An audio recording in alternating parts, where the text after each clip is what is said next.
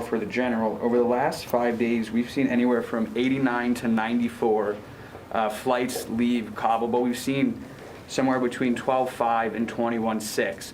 Can you explain why the number of evacuations fluctuates so much, but the number of flights has remained relatively steady? Yeah, so I think what you have seen is I'll just break those in two bins. First, as you look at the U.S. flights, have stayed pretty steady, right, in those numbers. You know, as other countries are coming in, they are evacuating certain numbers, you know, of where they are in their capability or requirement. So I think that is where you've seen some of the differences in the outward flow.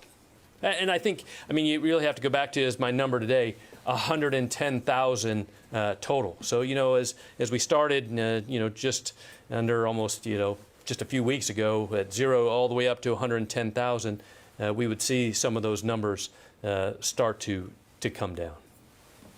Let me go back to the phone. Sam Legrone.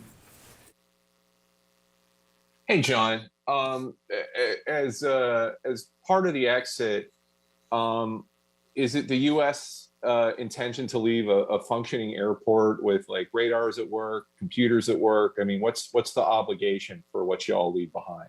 Thanks. The airport is functioning, Sam, and we're going to need it to continue to function right up until the very end. So, I mean, I think the general assumption is that as we depart, I mean, we're going to need to depart from a functional, completely operational airport. That's our assumption going forward.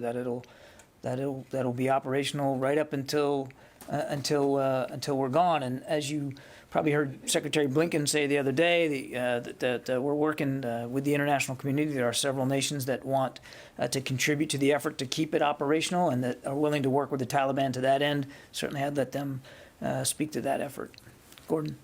Taliban, any